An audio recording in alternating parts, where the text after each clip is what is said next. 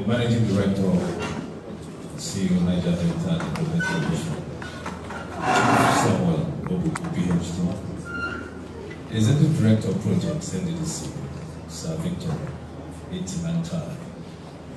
Executive Director of Corporate Services, Honorable Eveafriquenews.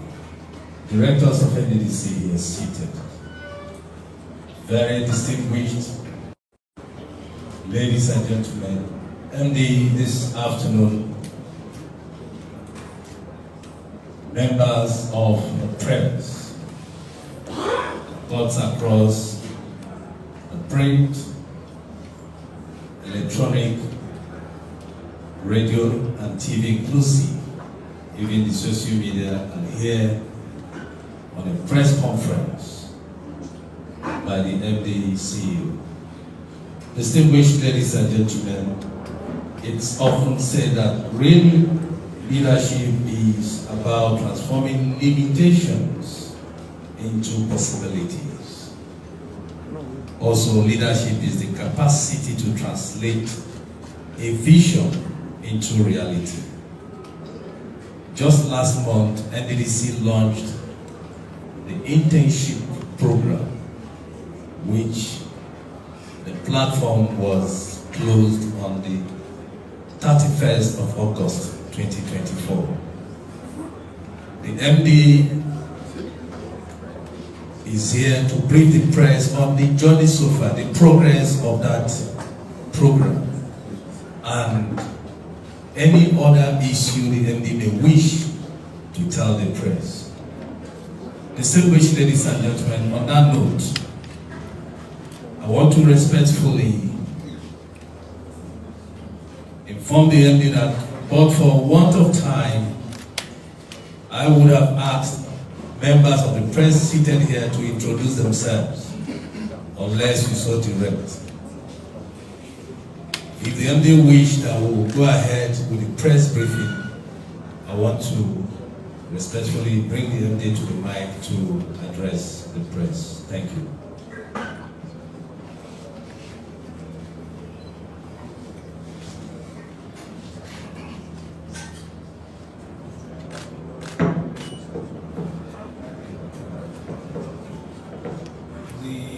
Executive Directors of NDDC, the President Directors of NDDC, staff of NDDC, gentlemen of the press.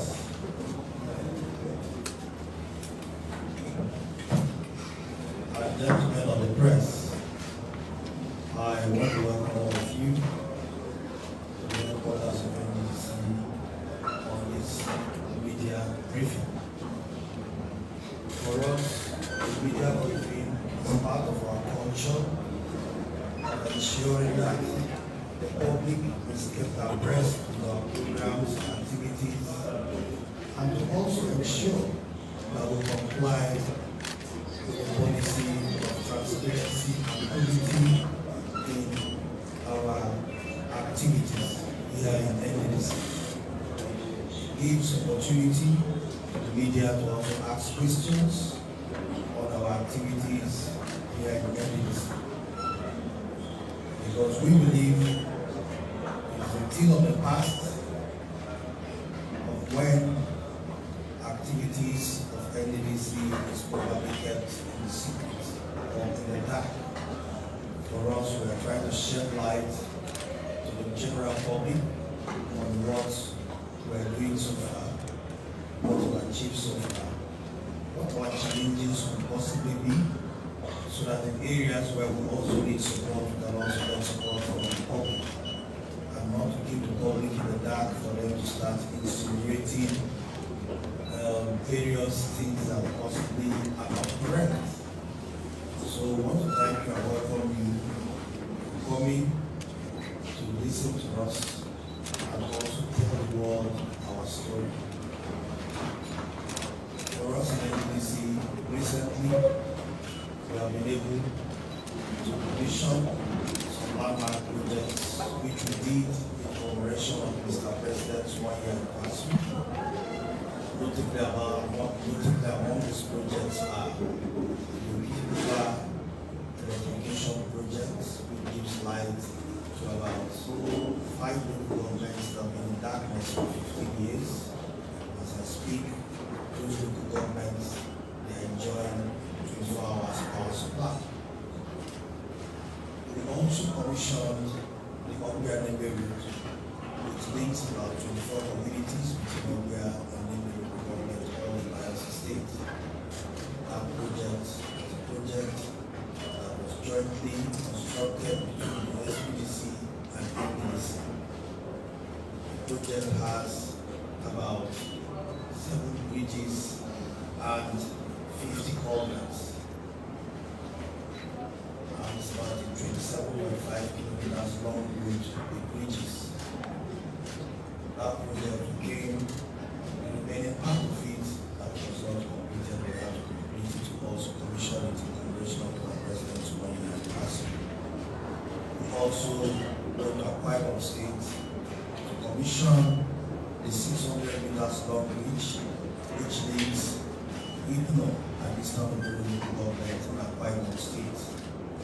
That project, we are also able to flag off the second phase, which will take the road down into Eastern local government in Akwa Ibom State. We were able to also commission a good project acquired Abia State at OGBUKU and other smaller projects that were also ready for commissioning, but due to the want of time, we were not able to do around them, but we have also fixed them as our next round of projects to be commissioned. These projects are needed across the 9 states of the Niger Delta, and very soon we'll come up with our itinerary on how we go about commissioning these other remaining projects. Most of these projects are projects that we inherited, and within this short period we'll be able to finish them.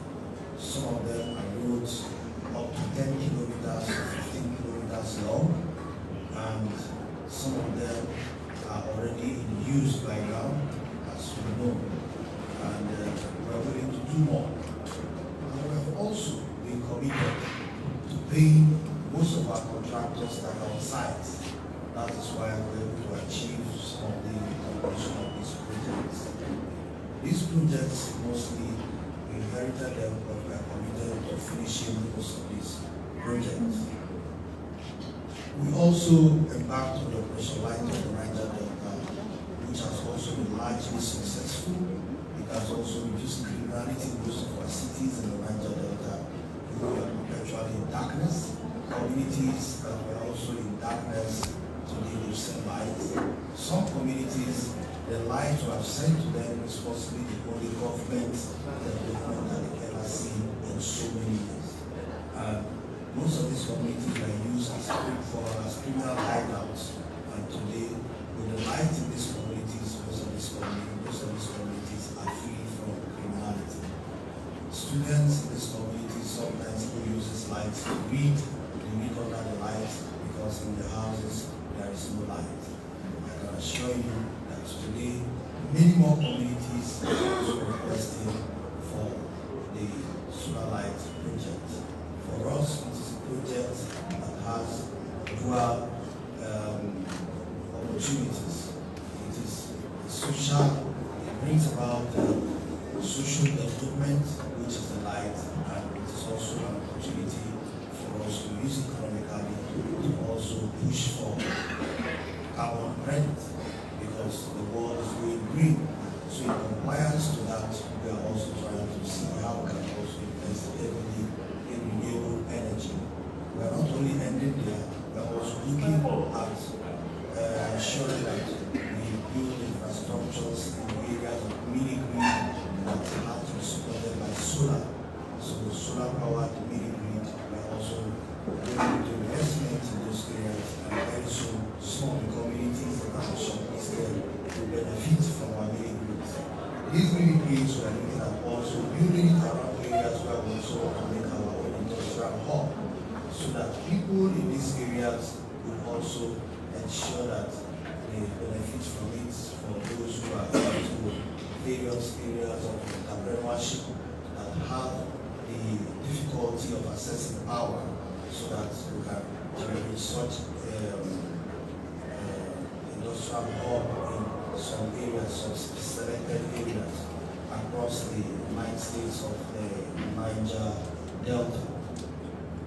So recently, we have also embarked on stakeholders engagement, where the hallmark of it was our Niger Delta Stakeholders Summit, where stakeholders from different parts of the region came to Port Harcourt, and it was largely successful.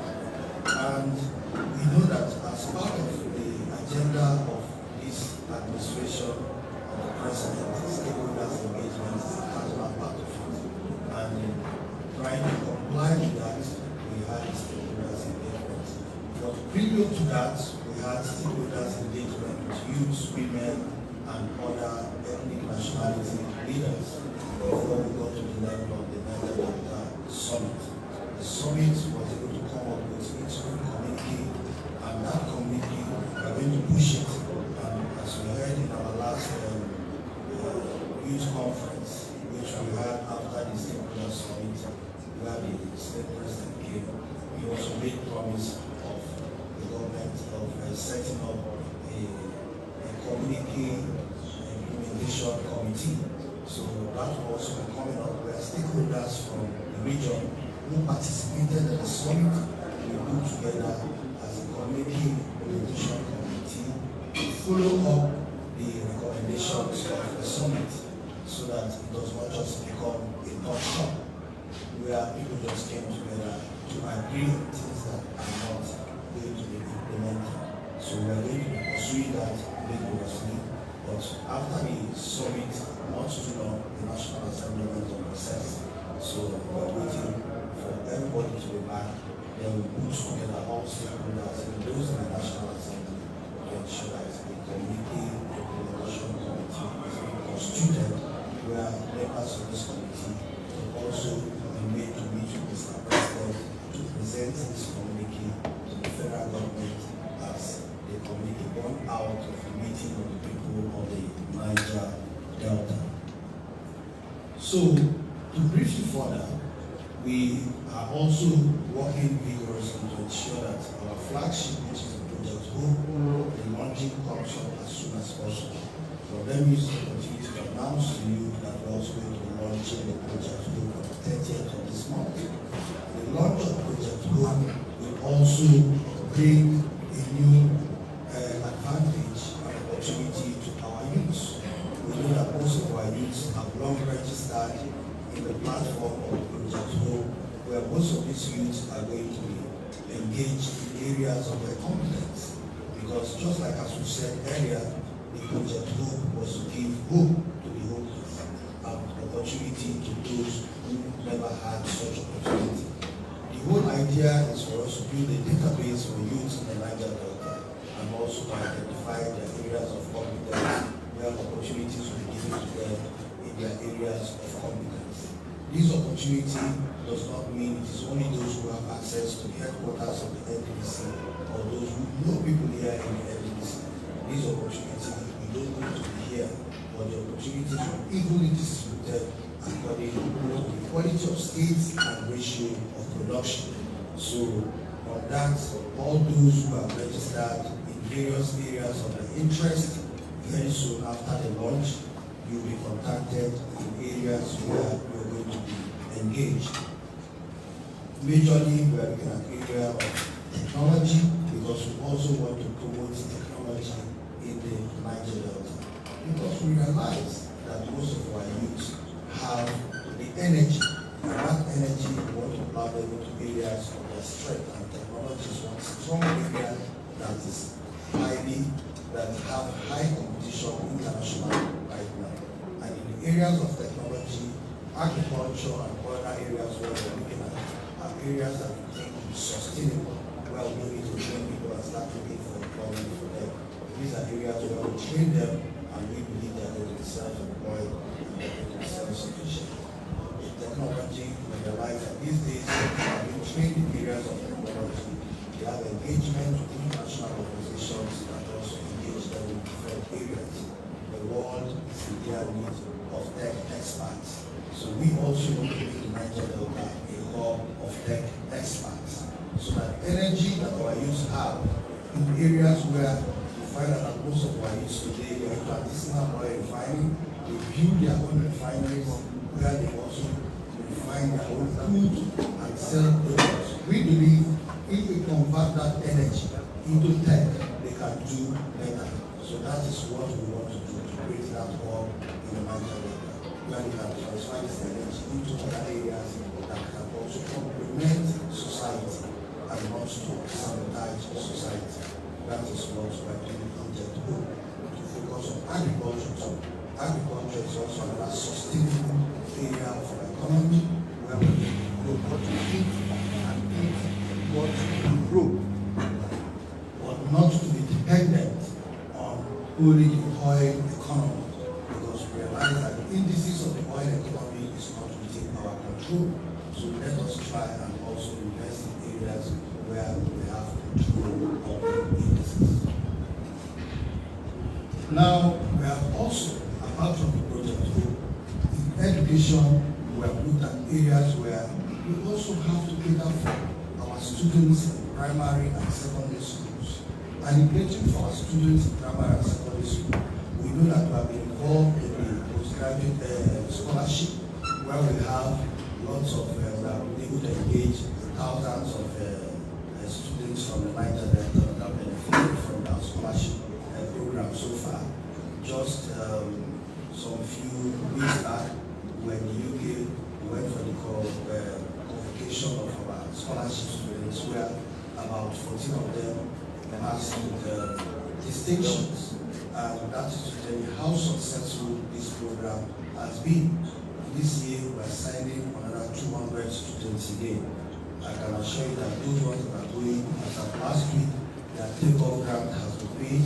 Some of them are processing their visas to go and resume this September. So already we are on that, and by the time they resume, their fees will be paid. And all agree with me, even those who are the beneficiaries right now, they will all agree with me that the payment of our fees and the upkeep have been up to date. We don't have reason why our students should protest that one. Our students don't protest anymore because we don't send them there to frustrate them or to keep them stranded, but for them to learn. So we have tried as much as we can ensure that the payment of their fees and upkeep has been up to date. So the ones that are going to, we have started processing their fees too, so that once they resume not too long, their fees will be paid. So that is for those at the level of tertiary institutions. Though for the scholarship, we are also looking at ways of starting the undergraduate scholarship, which is going to be cheaper here in the country. Because we have realized that the scholarship we are doing, the foreign scholarship, due to the level of inflation and the change in the fluctuation of the dollar against the naira, we realize that sometimes what we are giving to the students out there, we realize that it is not getting enough. That's why from $30,000 we are paying previously, that we agreed that we increase to $40,000 per student. So but we are also looking at the option of, is it possible for us to reduce and also divert some of this from the local scholarship? That the board of the NDDC will soon agree on that. And once the board agrees on that, we will also tell the public what the position is, if we are going to do the local scholarship and when we are going to start, which one are we going to do? Are we going to do it at the level of graduates or it will be postgraduate scholarship at the local level? I cannot tell you that application now because the board is yet to decide on that. But I thought I should let you know that this is what the board is also contemplating about. So coming down to the primary and secondary schools, as I said, we are trying to ensure that no level is left behind. So we have decided to acquire the U-Lesson tablets. The U-Lesson tablet is a partnership we have with U-Lesson. We have acquired about 45,000 U-Lesson tablets to be distributed to schools across the 9 states of the Niger Delta. Students who benefit from it. So the U-Lesson tablets, as you know, they are all loaded with various lessons, various tutorials, so that we try to create equality amongst others. Because we realize that there are some parents who come from each homes where the parents employ lesson teachers to be taking them on extramural classes at home, and those who do not have the funds, they are not able to pay these teachers and secondary schools, because at this level we find out that these tablets have various lessons, various tutorials. It can be operated both online and offline. That is the advantage of it. And sometimes the lessons can also be real time for those who have data. They can also link up to the e-lesson website, and they can also be real time teachings where they can also ask questions, and those questions can be answered. It can also help them carrying out doing their homework at home, rather than looking for teachers that will pay 100,000 naira for one subject before they are being taught. So I think that is also carrying along our children at that level to ensure that no one is left behind. Within this period, we also realized that we had our free medical outreach across the region, which is adjudged to be one of the most successful medical outreach across the 9 states. And for us, it is something that we are looking at carrying out twice a year, because what we are doing now is annually. But with the success it has recorded, we are looking at availing further by ensuring that we do it at least twice a year. And that is something also going to be presented before the board of the NDDC in our next board meeting. And once we have that approval, we will now carry out our free medicals twice a year, because we realize that our people are engaging with medical attention. And the free medical outreach of the NDDC have been largely successful. Even in some areas, after the program ended, people clamor for extension, where we are forced to extend it to a week further. So with that, we realize that we have to also listen to the yearning of the people, and rather than doing it once every year, let us try to reach out to them twice every year. So that is really helped, and we are willing to do more.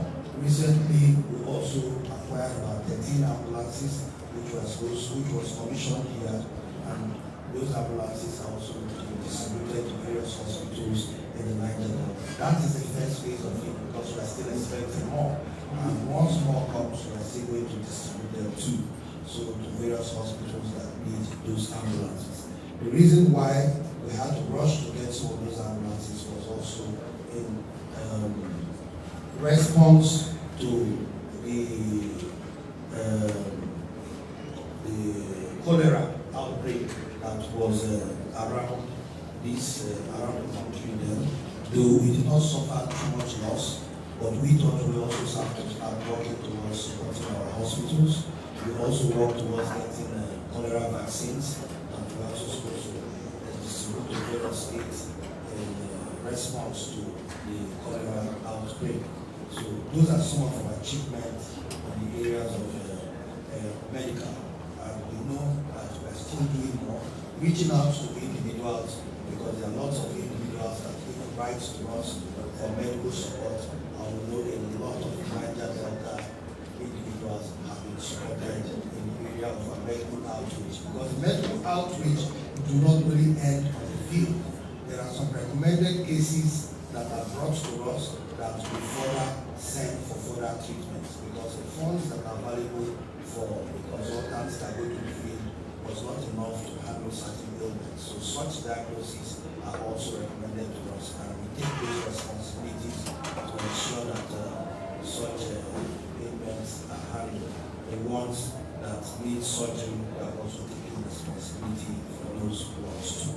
And I think if the media is kind enough to be patient, I know that the EHSS Directorate will be able to furnish you details and number of the total beneficiaries of our medical outreach for the year 2021. And based on the various elements, the ones that have eye surgery, fibroid, and hernia, and various kind of ailments that we are taking care of in the field. So those details can be furnished to you. Above all, having said this, we know that the whole world is expecting our budget 2024.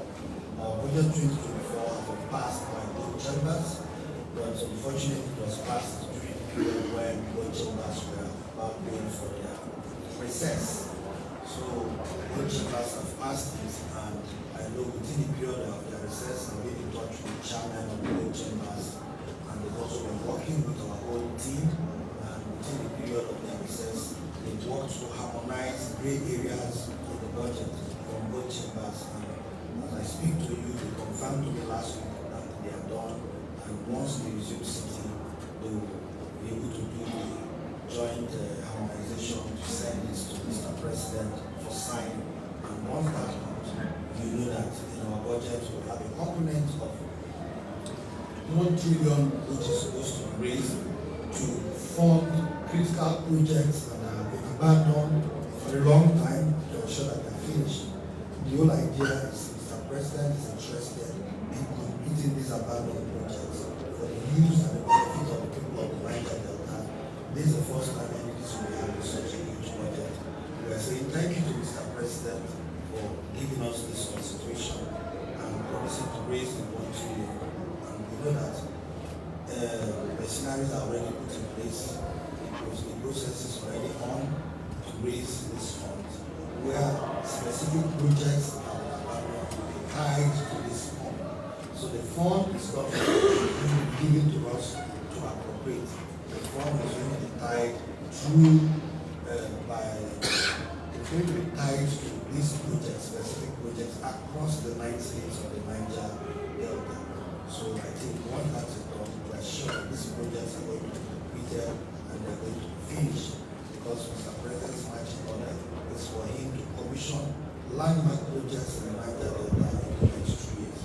And we know, by the grace of God, we know we are going to meet up once these funds are made available as soon as possible. So that is that on the budget. But we cannot also be talking about things we've done outside campus. So briefing you what has been happening internally too. Internally, this administration of NDDC will be able to at least handle most of our internal challenges arising from staff welfare. We'll be able to at least meet up our staff welfare, meeting them as at when due. We'll be able to pass the staff condition of service, and the staff condition of service is being implemented.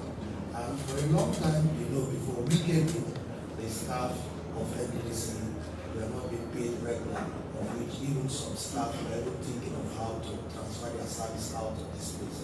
But today I can tell you that the NDDC staff are the happiest people right now since we came in, because all their areas that were being owed for years, we were able to clear all of them. And we're able to meeting up the works that are before us. And we were able to build a good relationship with the staff union, because we were able to meet up.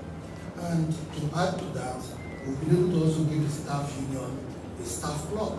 To add to that, just to ensure that at least they also have a place where they can go to, and is to build conviviality amongst themselves. So these are the things that were never in existence before, but all these will be able to achieve the NDDC within this period. Looking at the cost of hotel expenditure when we get to Abuja, the NDDC can also be able to rent a guest house so that at least the staff can also have a place to stay rather than exposing ourselves to exorbitant hotel bills. So all these we are looking at also reducing our cost when it comes to traveling and the rest of them, so that people can easily account for their traveling costs. So most of these things we are doing internally, and just to also let the public know, we know that when you come into our commission, one of the major issues people also want to raise is the issue of our elevators.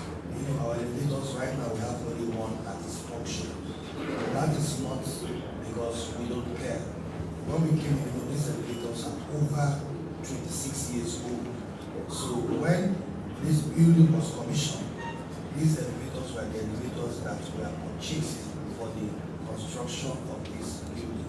So they were not purchased by us, but when we came in, we looked at the condition of these elevators and we realized that these elevators can back up anytime soon.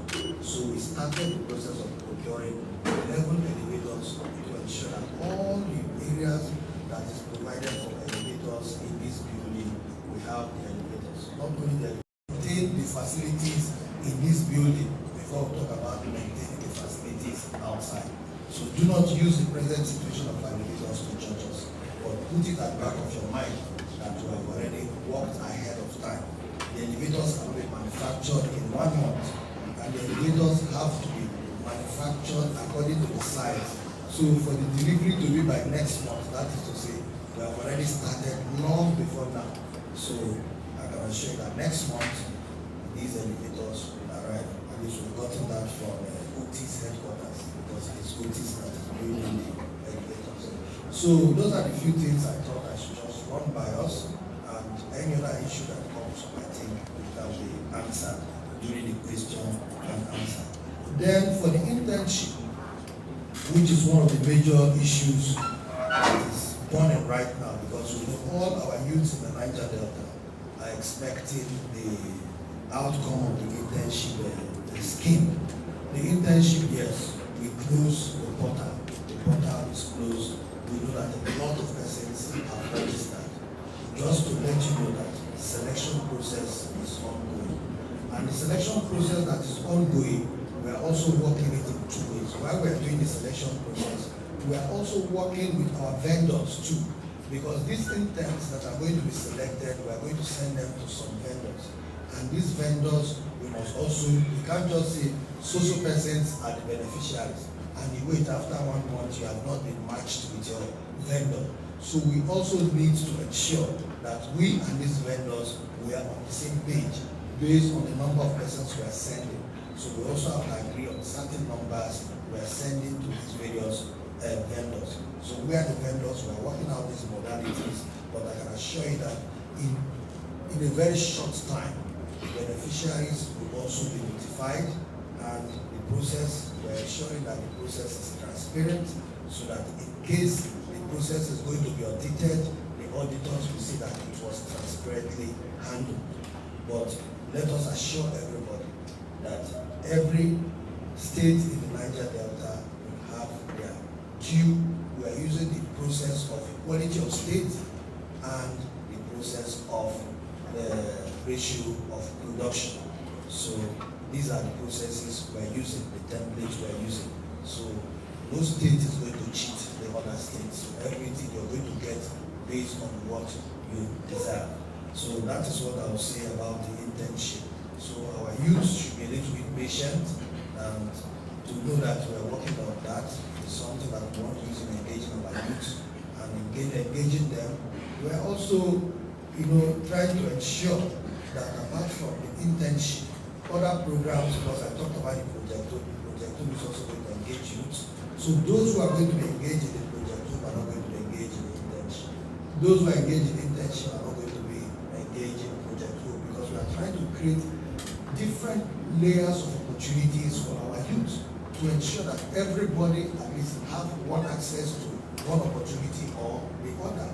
Let it not be as if we know that opportunities are limited, but as limited as they are, let us create more opportunities. So the opportunity for the project group is going to come, the opportunity for the internship is going to be there. Then just last week Friday, we launched IFAD and the Life ND program.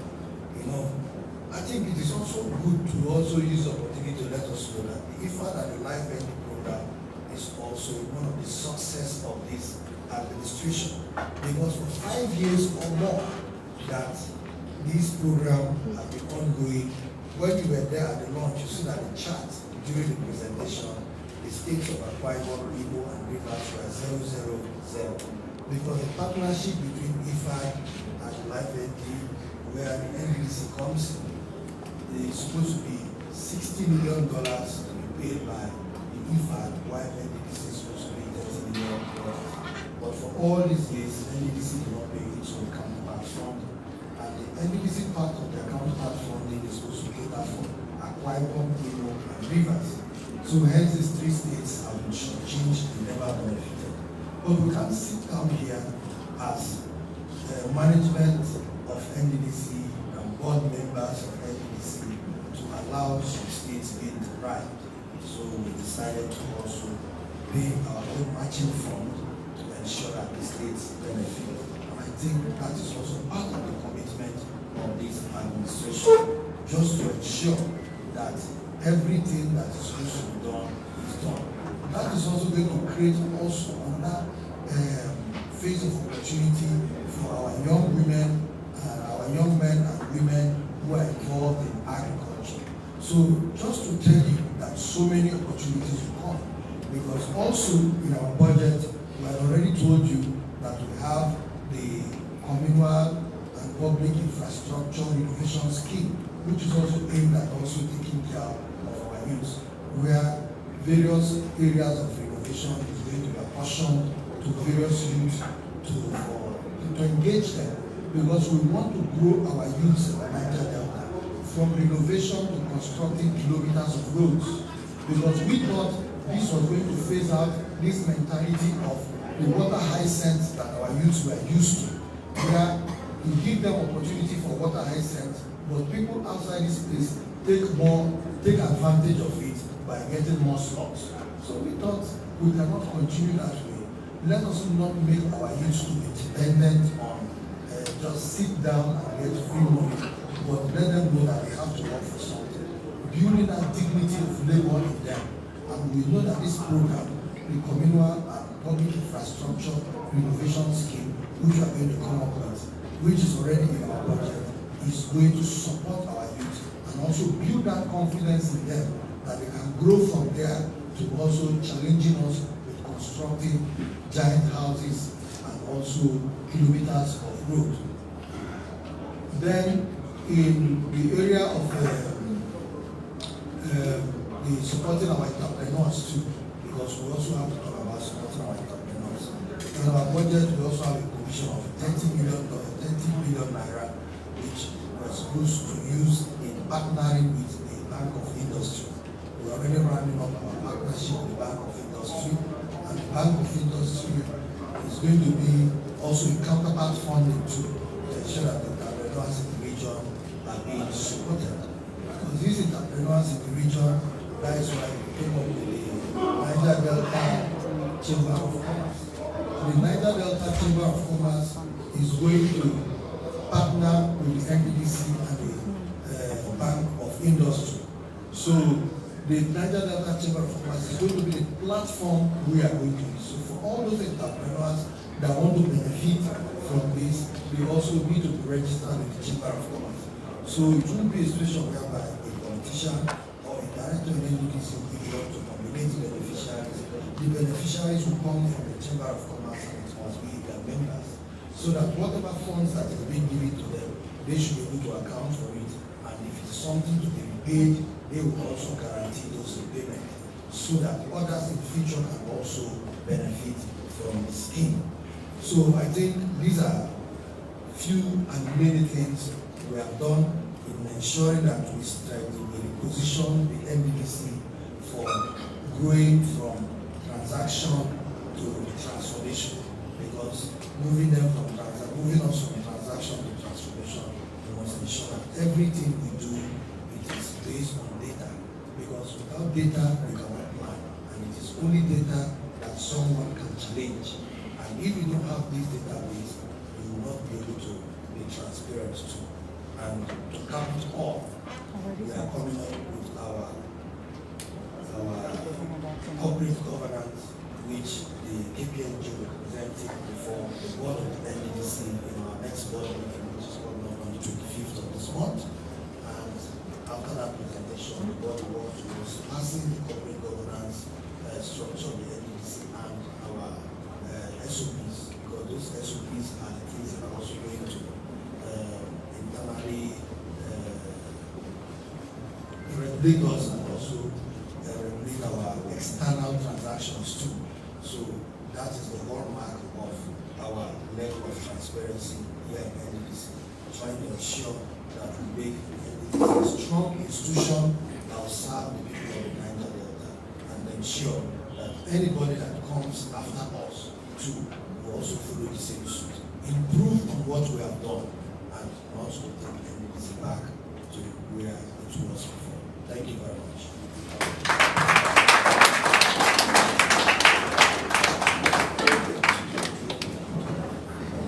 And the distinguished ladies and gentlemen.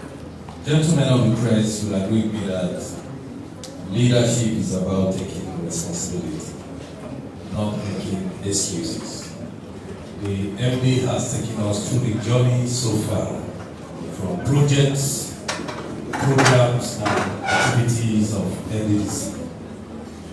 Gentlemen of the press, at this point, want to open the floor for questions and reaction, please. Your hands up. Identify yourself as soon as we give you the mic and straight to the question. Thank you.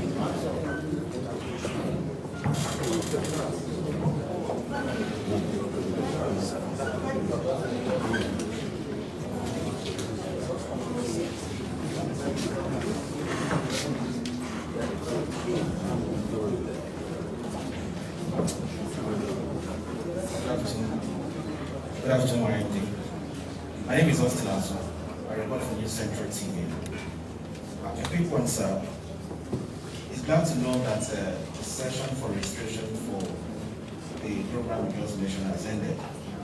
I would like you to help us to break it down for the numbers of applicants that applied so far. Thank you.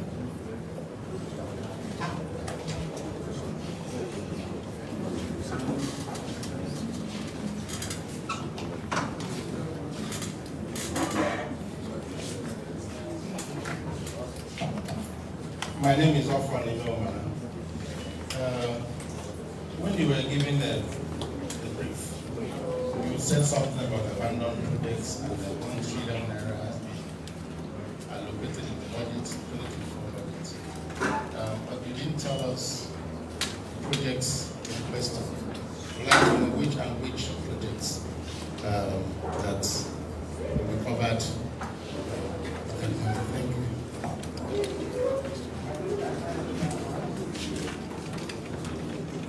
Thank you very much, sir. Thank you. My name is Ignatius Chukwu of Business Day. We are here to ask you questions, but permit me, sir, to say that we journalists were the ones pestering you over IFAD, counterpart funds, and you made promises to us, and we saw a result yesterday also. It shows a lot. Congratulations. My question is, the revenue you get is often from oil, and the major setback in oil is bunkering and illegal refining and stuff like that. Part of your responsibility will be to reduce tension around oil revenue. I'm asking, the proposal has been with the federal government about modern refineries. The past administration of Buhari approved 18 licenses through the former vice president, so that to convert the bunkers to positive action. This thing has been lying there over the years. Is there anything you can do? Is there anything, any word you can put so that matter is sorted out? Because if they begin to refine instead of to destroy, we might be reaching that 1.8, which is the ideal, instead of celebrating 1.3. Thank you, sir. Gentlemen of the press, I want to ask that the MD respond to these 3 questions. Thereafter, we'll continue. Thank you.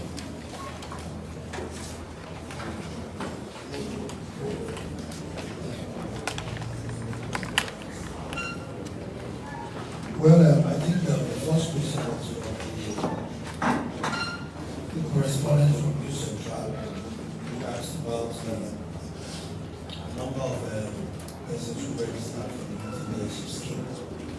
As I can tell you, as our last discussion with the owners of the database, the server and the database, I know that we have over 2 million persons that registered, 1 trillion persons registered.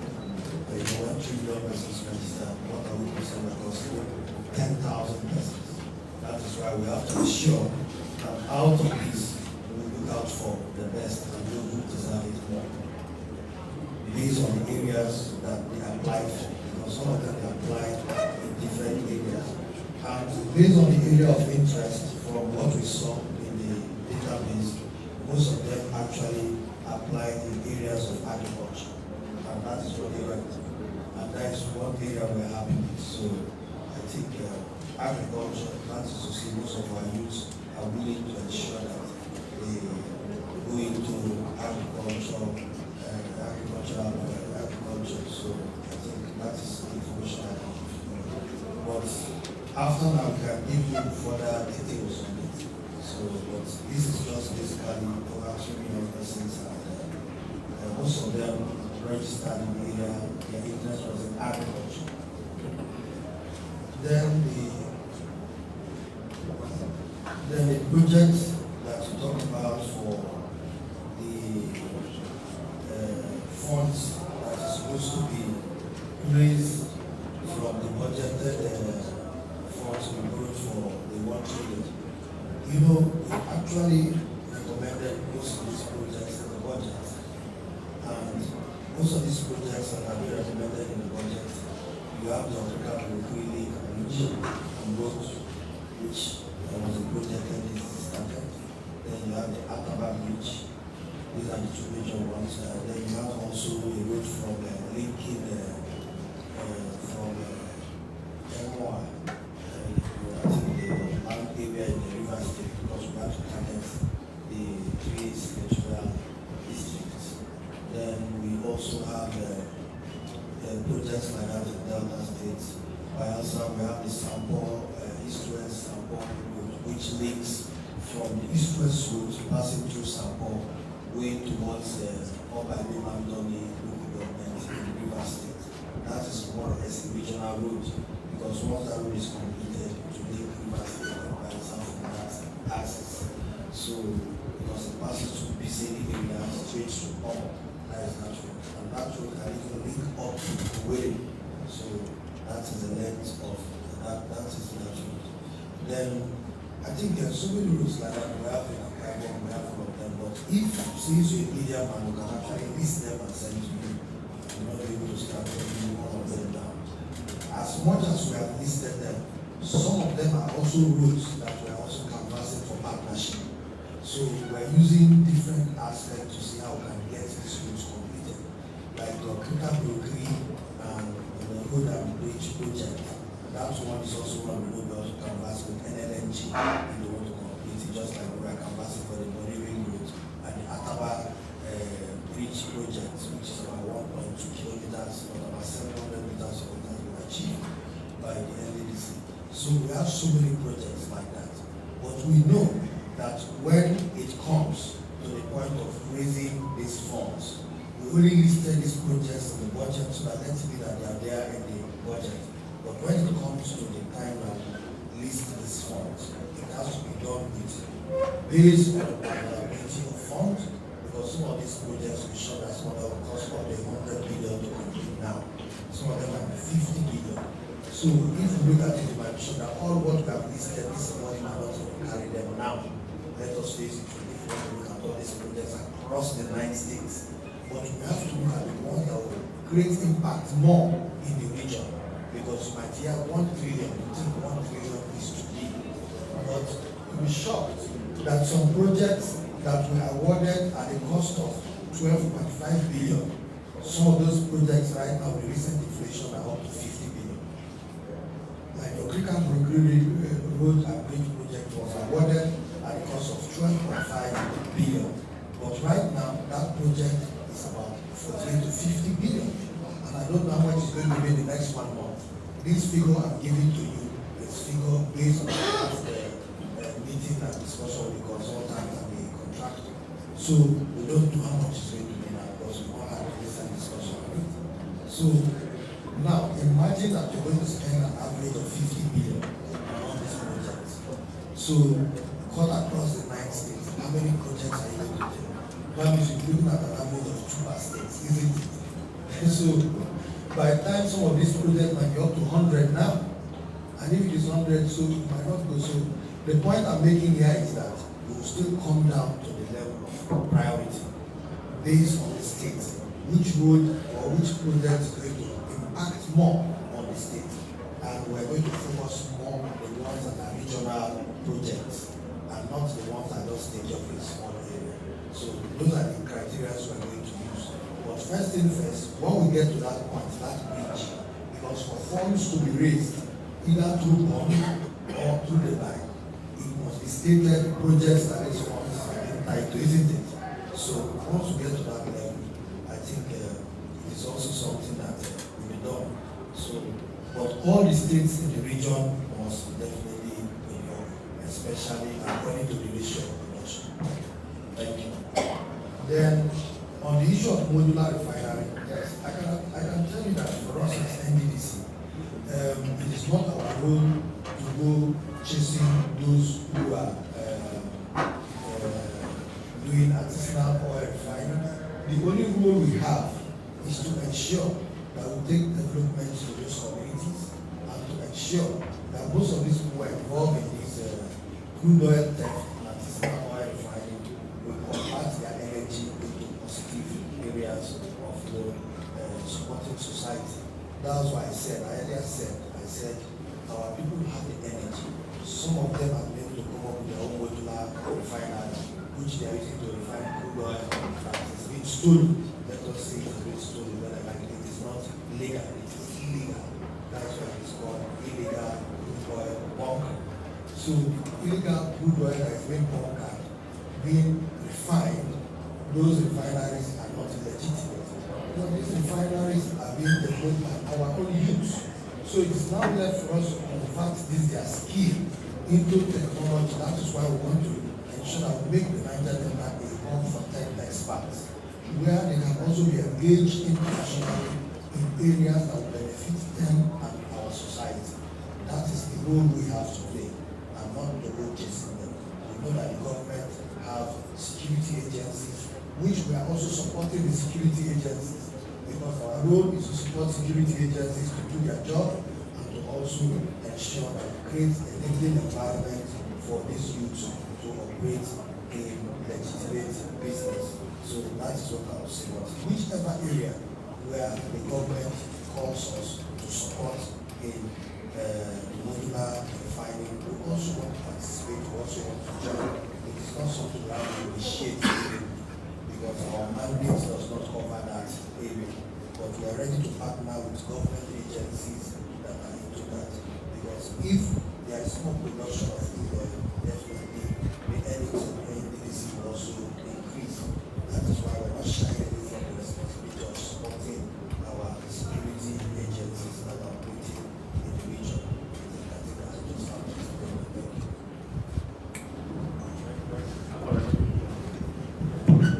thank you, NDDC. We're now going to the second phase of questions. Please remember to introduce yourself and go straight to the question. Good evening, NDDC or NDDC. My name is Orwell Ene. I work with Classic FM 91.1 Port Harcourt. First of all, I must commend you for gathering journalists in this lab number for a press briefing. I think this is akin to what I saw yesterday. I watched yesterday when the president of Iran gathered over 200 journalists to question him on aspects of governance.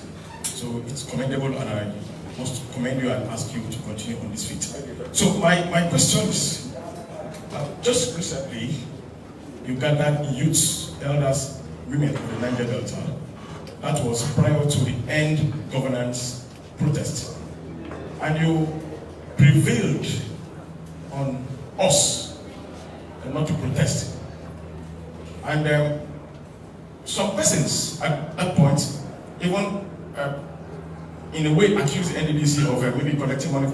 Well, that is by the way, collecting money from the presidency to lure the youth not to protest and all that, but that's by the way. But youth of the Niger Delta believed you and they didn't protest. Shortly afterwards, the cost of petroleum products skyrocketed. Cost of living became tormentous. And more hardship prevailed on the land shortly after we believed you. And the youths have threatened that October 1st, they are going to march on the streets of Nigeria to protest, particularly the Niger Delta region?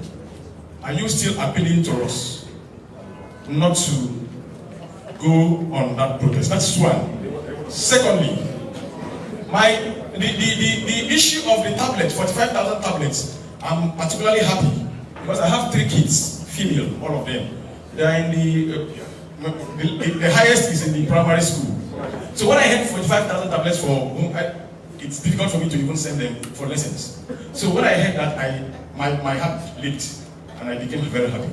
So but what I want to say, Mr. Mdisa, I know you're a very listening, passionate, compassionate person, is that during the COVID-19, sir, I'm not trying to cast aspersion on any government, but the River State government, during the COVID-19, when children could not go to school, promised that there was going to be an online educational program, particularly on radio. So many children, particularly those of the less privileged, missed out on those programs because 1, no device, 2, no power, and all the rest of it. So these 45,000 tablets that you want to buy, or the NDC wants to procure, which I believe would be for children of the very less privileged, because those rich ones afford it. How are we going to go about it so that we will get for our children to learn at home? Thank you very much. Thank you.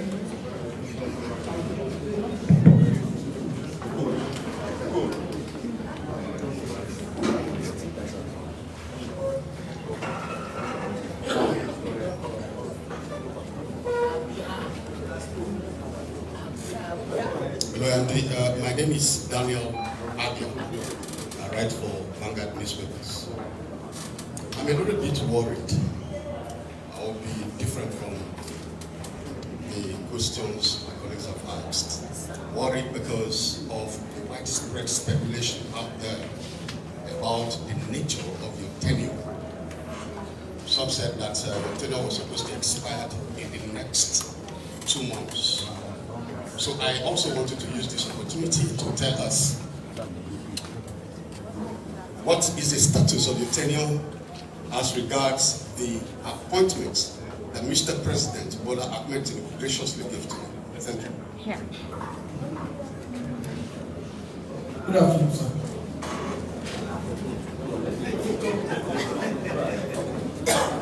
Good day, sir. My name is Ayan Godpower-Leki, Deputy Director of News Radio News. Sir, you have told us all the job you have done, both from electrification to road project. Sir, when you were explaining those that you have commissioned, the project you have commissioned, including electrification, sir, you did not mention the cost of that project, those that you have commissioned, meaning you have finished. So we did not know whether that job was done free for the commission without any amount. Secondly, sir, during my investigation, I find out that there are some communities in River State which NDDC gave contract for electrification project. And since Adam, these communities have not seen light, even solar light. The only light they have seen is the sun. And this community are in the other side of Ghana local government, which is very close to the Akwa Ibom people. Poles have been being for years. They are disabled. Some of the community have transformer.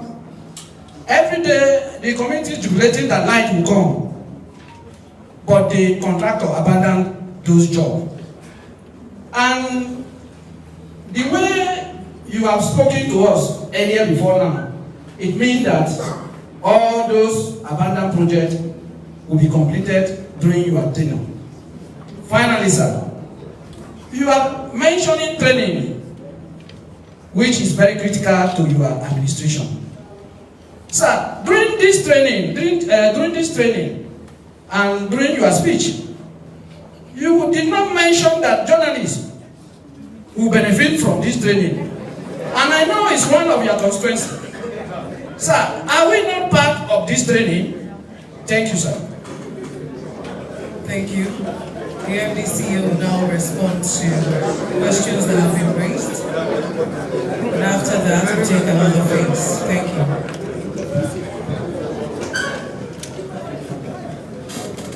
Well, I think for the person that talked about protests, you can see that since after then, the government has been working towards averting such situation. And you also realize that the government has also covered that most of the sponsors of this protest are actually foreign elements who are also trying to destabilize Nigeria. Nigerian problem is for Nigerians. Inflation is real and inflation is all around the world. It's not only in Nigeria. If today you ask yourself, how much is the cost of petrol in America? If it is $1, you ask yourself, how much is $1 in Nigeria? So, if you look at all these things, you realize that it's not as if Nigeria is the most expensive place to live in this world. The inflation that is happening around the world is also affecting our economy. And we are also trying to ensure that we meet up, and the government is coming up with programs in order to cushion some of these pains. And we on our own part here, we are doing what we can to ensure that we cushion these pains. Some of these programs that have been listed out here are also to ensure that we bring support to our people to cushion some of these pains. So if you go out on the street to protest, if you protest bringing about solution, the government is very, very open to engage with people who think the government should do better.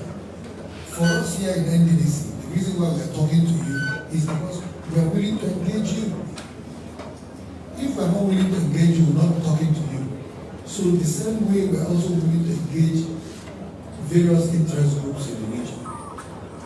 Whatever you think we are doing that you want to do, come to us, we will engage you and we will explain to you.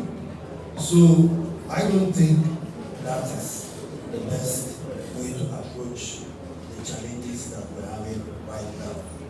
I can assure you that the president is not also sleeping.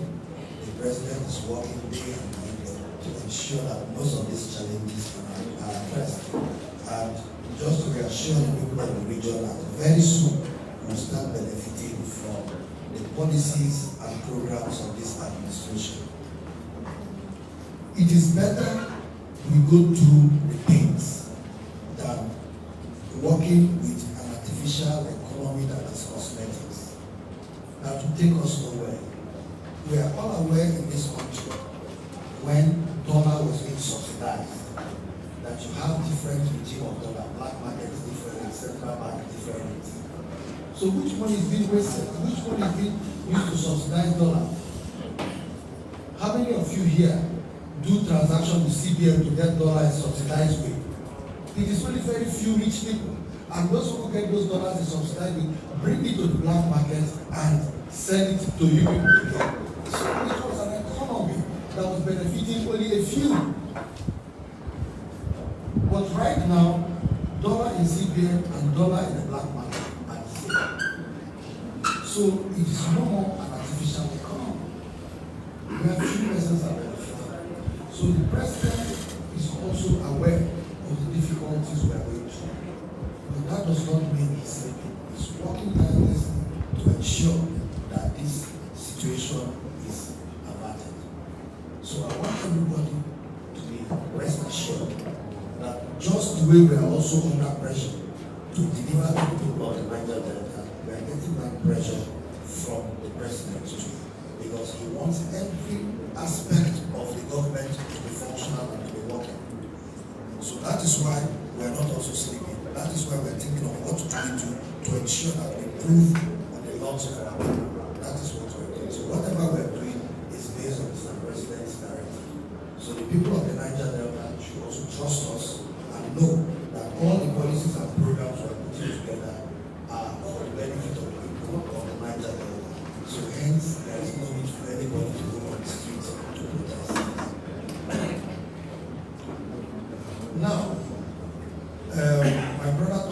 distribution of the ULESM tablets. The distribution of the ULESM tablets, we're already making innovation of schools across the Niger Delta. We're not just going to give to individuals, we are giving to schools where the state government will also be present. So we're not just going to be distributing it to friends and relatives. The numbers that are given to specific schools will be published. So if your children happen to be in those schools, they will definitely benefit. So we are also doing it in two ways, because whether we like it or not, if you take ULESM tablets to maybe my village is too remote for the children in those schools. My children are too, my village students might be too remote to understand how to operate that tablet. So we are doing two things. We are also producing textbooks which we are going to give to remote communities for those who know how to read. Not everybody knows how to operate those tablets. Now you talk about the power.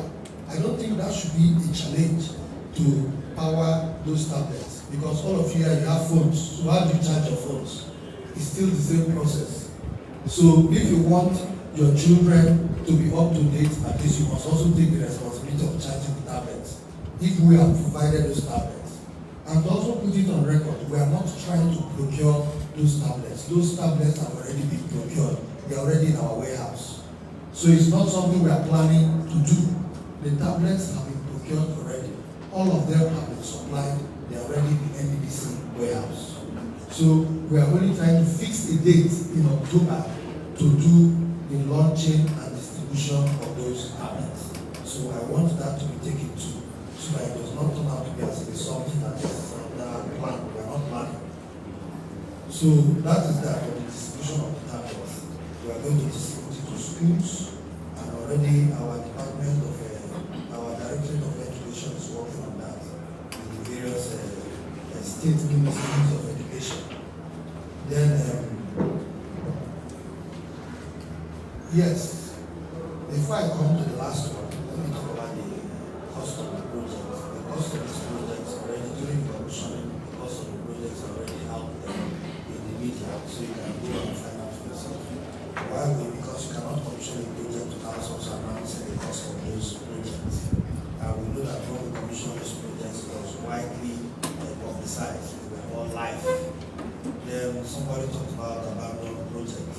The abandoned projects, as so long as some of them are small, you must understand that some of these projects, they are also trying to review the rates, because you cannot also tell some of these contractors to go back to site to try to review rates. So most of our rates are being reviewed, and some of these projects are also projects that are also being budgeted for. A project that is in the budget, you cannot also go and start those projects without asking the budget. So some people ask questions, why is it the NDDC is doing so? Why can't they do social projects? You ask yourself, when last did we have a budget? The last NDDC budget was 2020. Since we came on board, we've not had a budget. So this is the first time we're going to be having a budget. And once the budget comes, that is when you can now have access to now start working on projects that have been abandoned that were budgeted for. Because mind you, in the budget, some of these projects have a particular amount of funds that is the amount of those projects in the budget. You find out that the project that is 1 billion naira, maybe the provision for the budget is 150 million. You cannot spend more than that in a year. So those are some of the challenges we have. So once the project is being awarded and an administration in NDDC stays for 4 years, and because of what is being provided for the budget, so is for 4 years, then once that administration leaves, you find out that the next administration turns the other way around, start new projects and abandon those ones. Those are some of the reasons why we have some of these abandoned projects. And in coming to that reason, now let me use that to also compare to the last one, which somebody asked about. Well, I think I have also heard of all those rumors. Those rumors are also submitted here in the commission. And you see, the narrative of my tenure ending is being pushed by some selfish persons who do not want this commission to work. There are people who benefit from the instability in this commission. because they have seen that the present board and management is working towards delivering for the people of the Niger Delta, and because we are united, there is no infighting, there is no quarrel, they have to come with another deceptive needs. And what are they saying? If they say my tenure is ending, yes, my first appointment was 2 years. And after that one, I have a renewal of tenure. And if you go to the NDDC Act, if you read the NDDC Act, if you read Section 3, subsection 1, it tells you that subject to the provision of Section 4 of this Act, a member of the board of the NDDC, other than ex-official member, shall hold office for a term of 4 years at the first instance and may be reappointed for a further term of 4 years and no more. That is Section 3, subsection 1. So, if my appointment for 2 years was to complete the Bayelsa first 4 years, now the president in his wisdom has now reappointed me to complete the Bayelsa second tenure and of which no more. So if you say it has ended, are you trying to shortchange Bayelsa State of their second tenure? After all, in this same commission, when in 2015, the other administration came in, the MD then was from Akwa, which was Arabia. And when that board was dissolved, the president reappointed the Simaikiri from Akwa to complete the Akwa second tenure. And the same thing they did with the chairman, who was from Cross River, where Ibeafriquenews was appointed to complete it. Because you see, the NDDC is shared according to states, and no state should change another state. So if you say my tenure is ending, that means you're saying Bayelsa tenure is ending. If you say my tenure is ending, I've been reappointed. My appointment letter says another 4 years. It's not a document I have to start sharing to the public. For the sake of freedom of information bill, you can go to the SGF's office. That is where appointment letters are being given. It is there. You can get it. So for those that are selling that narrative, going to different places, are people who do not want this commission. They are not only just saying that the tenure has ended. Now, if you say the Bayelsa tenure has ended, and somebody from Delta State should come and take over, the chairman is from Delta State, so Delta State is going to have MD and chairman. So now, that is to tell you that technically, what they are trying to do is to create a kiosk where they will now say, oh, since there is imbalance, dissolve the board, let the board be reconstituted. And they will not only try to reconstitute the board, they will rather push sole administrator, which is inimical to what will benefit the people of the Niger Delta. So you can see clearly that their interest is not for the people of the Niger Delta. But we know that even the public knows that what they are doing will not work. Because except they are saying the president has acted in error by acting in accordance with the act, by triggering the provision of the act which says he can be reappointed for 4 years. So if I was there for 2 years, I am still from Bayelsa, completing the Bayelsa tenure. So now, if you say it has ended, I went for another screening in the National Assembly. Can they go and screen you again for another 1 year or 2 years? Or they will screen you for 6 months? Then, if it was supposed to be ending, the president in his wisdom would have said, okay, since Bayelsa tenure is 2 years, if people were dissolving the board, let the MD be there, let us nominate other board members to join it before it complete 2 years, isn't it? But this one, the board was dissolved. I also went for screening and was confirmed. And the board was inaugurated for 4 years. So the same appointment letter my colleagues have, and it's the same appointment letter I have. So those who are selling this narrative should try and tell the truth. We should not try to cause confusion in the Niger Delta. Right now, this board is determined to serve the people of the Niger Delta. You know, when you come up with transiting from transaction to transformation, you know, during Buhari's government, they say corruption will fight back.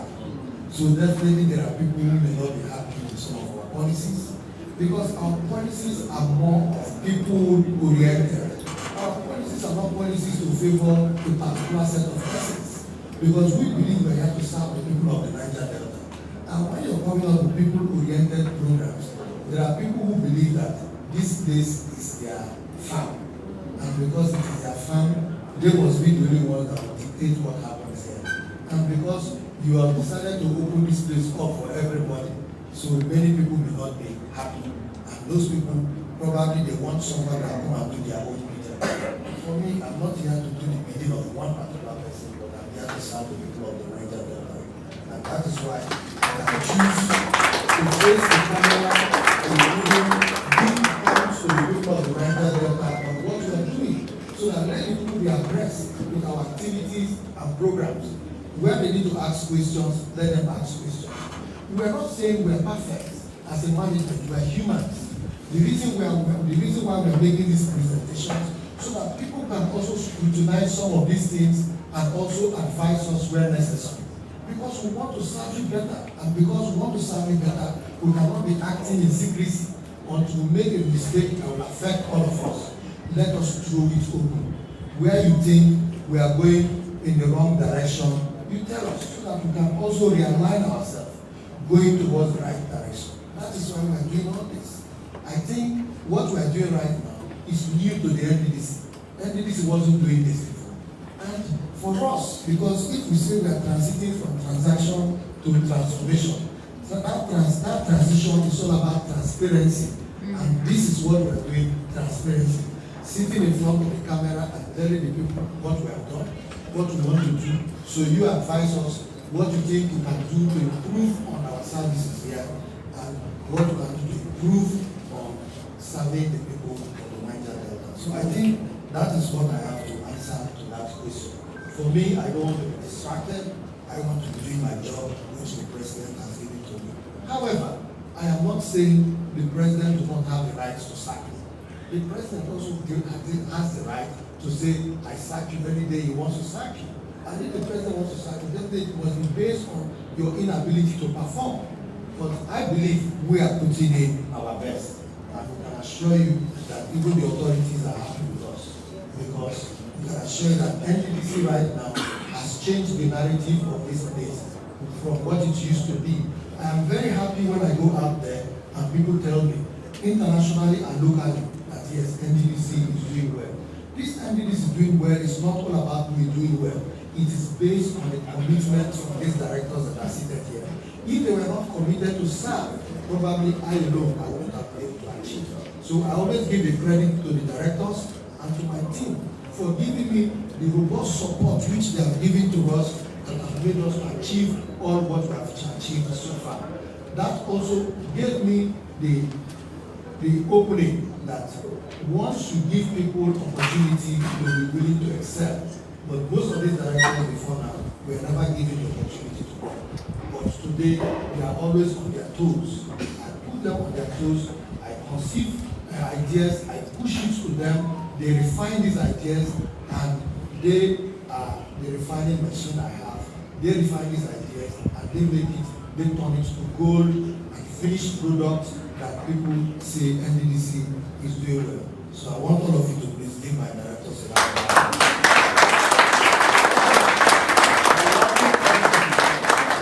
Because they are the true heroes of this place. And if they were not to be committed, I think they would have sabotaged this place. So they are very, very committed. So and I know they themselves, they are weary of the fact that they will not allow people that come and destabilize this place. NDDC has come to stay, and nobody can take NDDC back to Egypt anymore. Thank you very much. Thank you very much, MD, for such elucidating responses. Having entertained so much questions, Sir would like to plead that you take 4 more questions to round up this press conference.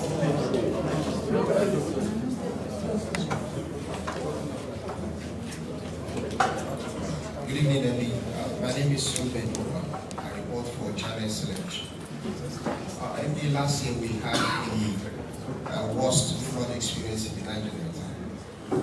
Currently, for Ogun State in the north is battling with flood. Can you let us into the plans by the Commission in the event, God forbid, that the Niger Delta is once again hit by flood?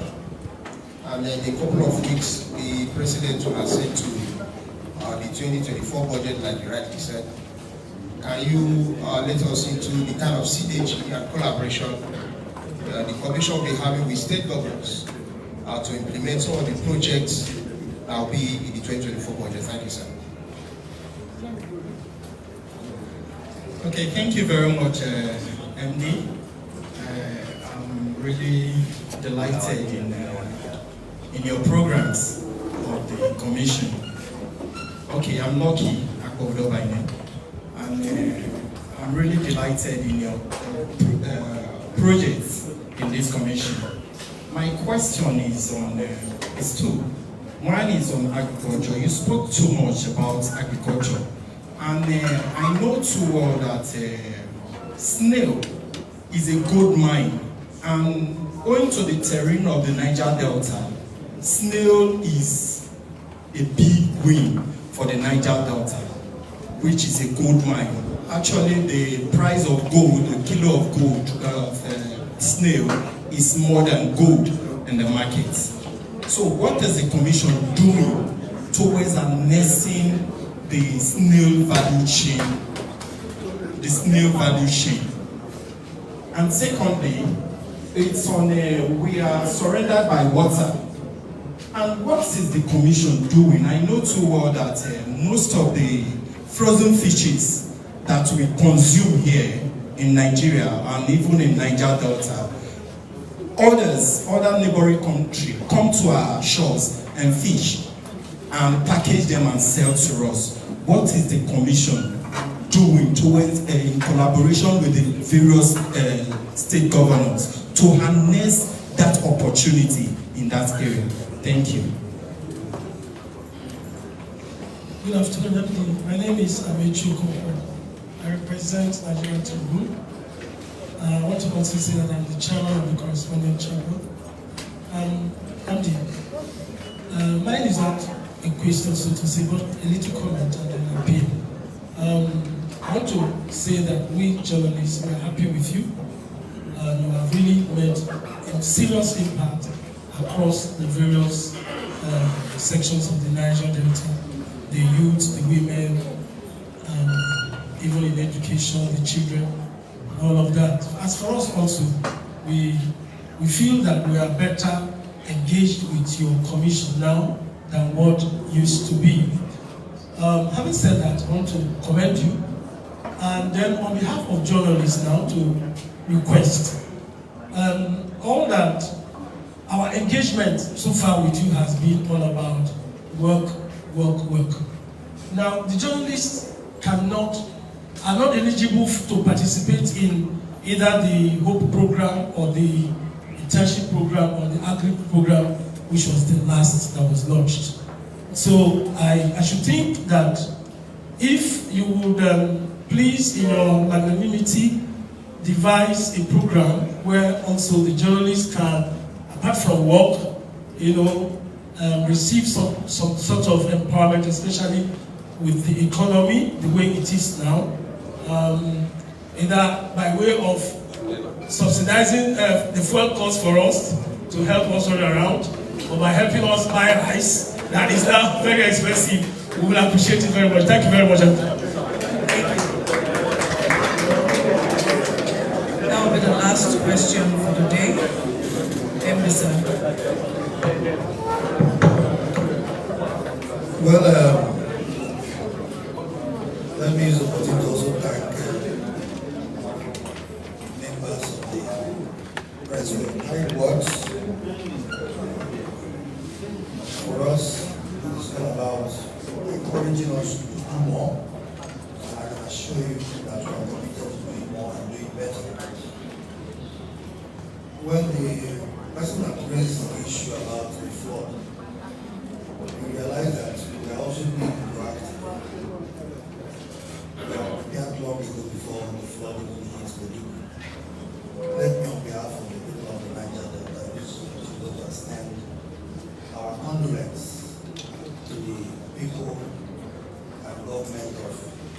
Ogun State, because we know lots of lives have been lost.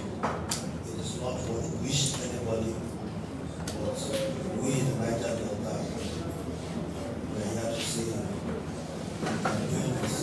families that have lost loved ones, because we know Maiduguri is a cosmopolitan city, and it's possible that some persons from the Niger Delta have also been casualties in this event.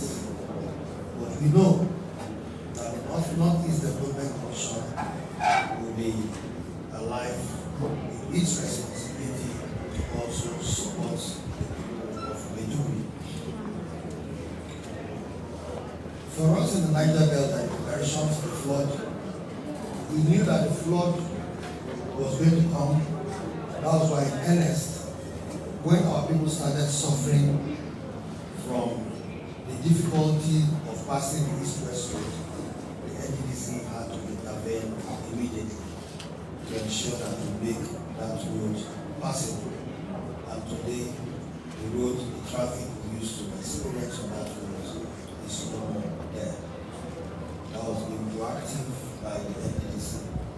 We are also watching it because we have also kept our contractors on standby to ensure that those sections of the road that are being worked on, where we might face some challenges when the flood comes, letting me that we have our people on site to also keep working for our people not to suffer too much. We are also working towards ensuring that at least when the flood comes, as usual, we're also going to prepare relief materials to also send to the various states as what the ladies have been doing before now, to also pushing the sufferings from the people. As much as it is a natural disaster, it is not something that we can stop. We can only just try to mitigate. And in mitigating, we know the NDDC have also started building flood and emergency shelters for this situation, where we are building 2 in Bayelsa, 2 in Rivers, 2 in Delta. These are the ones we started, and we're also going to do others too. We have to do this in taking mapping from areas of where we normally have major floods, getting those details from them, using their mapping from areas of high flooding in the Niger Delta. So these projects are located in areas where they suffer heavy flooding challenges. This project has school in it, it has hostels to accommodate the people that are going to be there, it has a police post, it has cafeteria. It's a mini community that we are building. So the project is actually a huge project which the NDDC is building across these various areas. So that is to tell you that we are also responding. We are not just sleeping and waiting for our people to suffer. Because we came up with this concept because we realized that over the days whenever the flood comes, people that are running to school buildings and where they deny school children that are already schooling in those places from going back to school after the flood. Because when they live in those school buildings, they defecate there and they actually mess up the school. So we thought we should build this.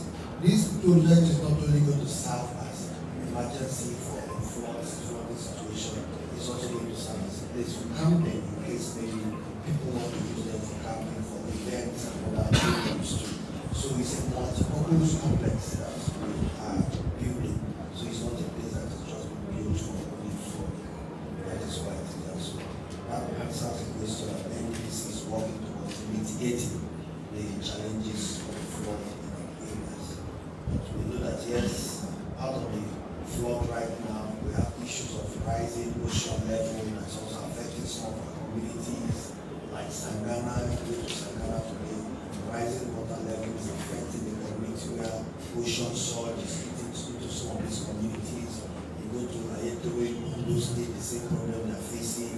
You go to Delta State, around Escravos area, the same challenges they're facing. So these are challenges that are ecological, and they also deserve huge funding to mitigate them. But we have already started studying in ensuring that we handle some of these challenges.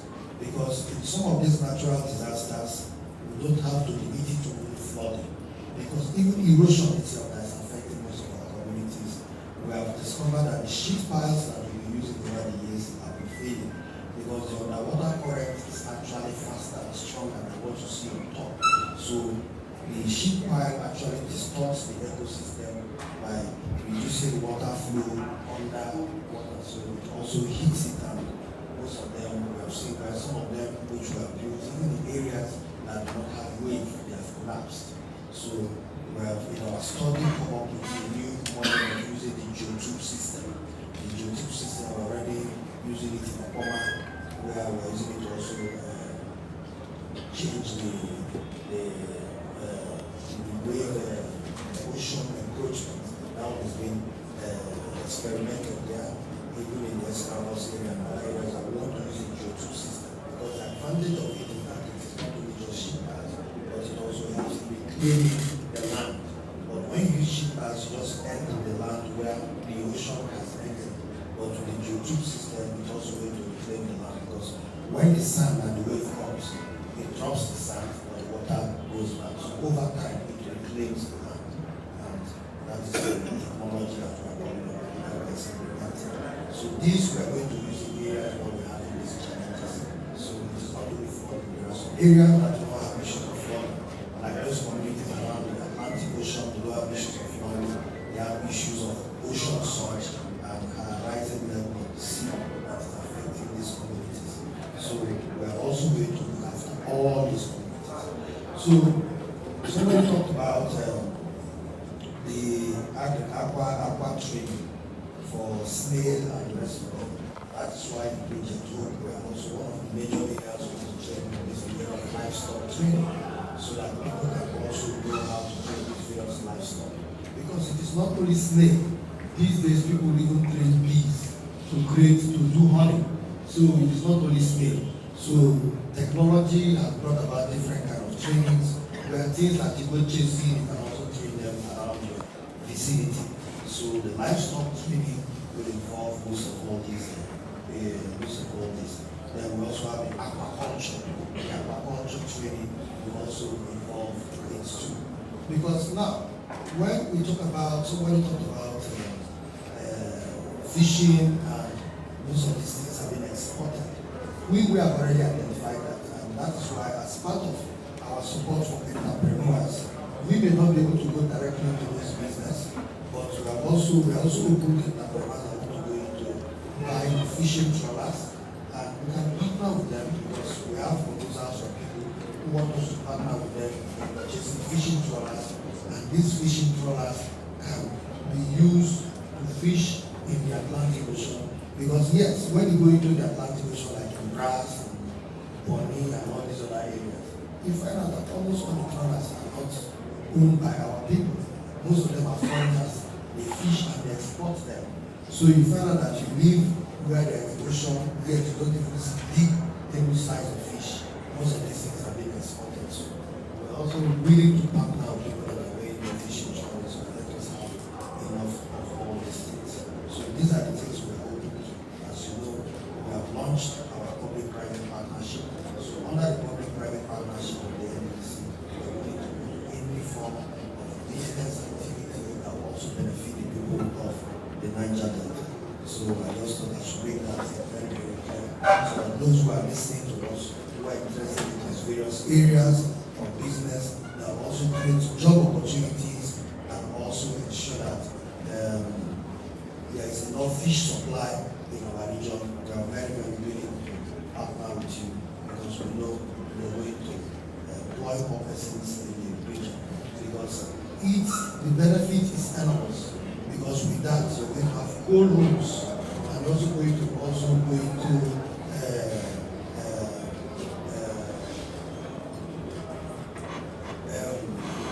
the other aspect of fishing, which is in the area of processing. So going to processing, you see that some persons will be doing processing, some persons will have rules and different. So the benefit is enormous to our people. So for us, anything that will bring about job creation and revenue generation for our people, that is what we're committed to. Thank you very much.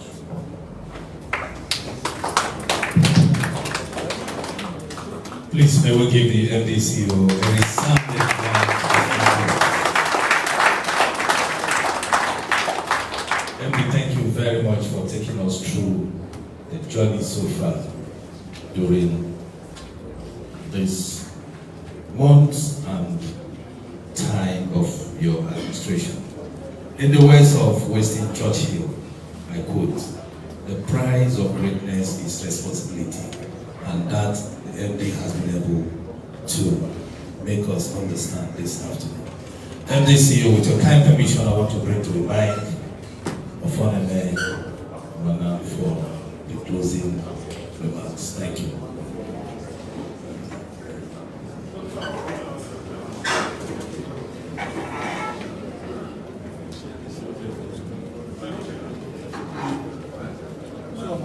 Closing. Just to tell you that there is already an approved training by the journalist, which is already registered. It skipped my mind, but just to tell you that I know I have read it, and the director corporate affairs is actually working on that. Can you please increase the budget? All right. Thank you so very much, sir. Even though one of the things I wanted to say was what you just talked about. But having said so, let me thank you for bringing us here, giving us an opportunity to see your face again and again and again and again, and giving us the opportunity to know what you're doing. Truly, I think the NDDC under you is really born again. And we would like to have this kind of opportunity very often. If it is possible, MD, I'd like to suggest that we have this interaction with you every month. I know you are doing quite a lot. And when we come here, we spend like 2-3 hours for you to talk to us. Maybe if we have a monthly interactive forum with you, the time that we spend with you will reduce. And so I'd like to, on behalf of my colleagues who are here, appeal to you to please take a look at this. And having said that, let me sincerely thank you for making this of us who have known you very, very proud. We are proud of you because you've done what we have not seen in the NDDC before. We are proud of you because as young as you are, you have brought out the energy in you as a true Ijaman to work for the good of the Niger Delta. And I'd like to say that some of us who have been in the struggle, some of us who have been around, some of us who have reported the NDDC, some of us who have seen what they're doing, we will continue, God keeping us alive, to work with you and make sure that you succeed.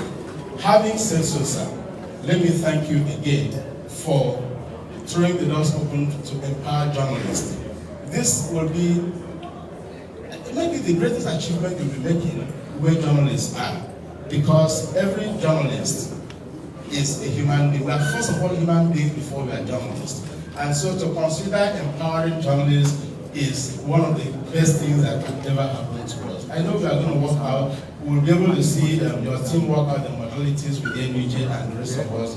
The chairman of Correspondence Chapel talked about this also. So we can't wait to see this happen. Thank you so very much, Mr. MD, and thank you very much indeed. Thank you very much, sir.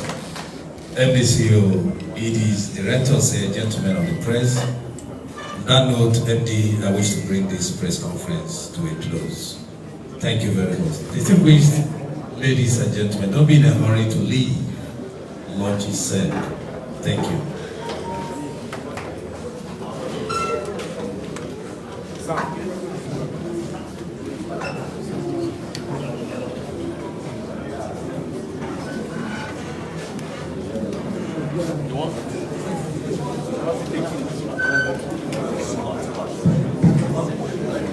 Please, the leadership of correspondent should have a photo session with them. Please. Thank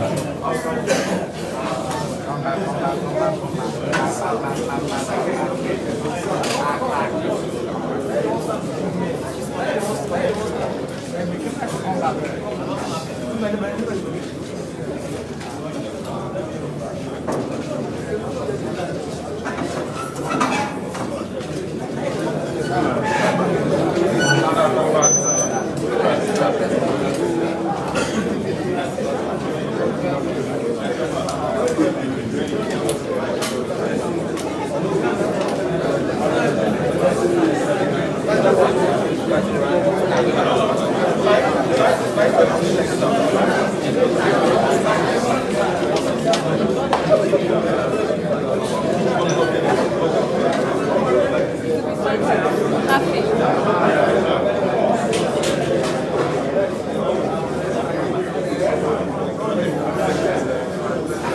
Chairman, my son is standing.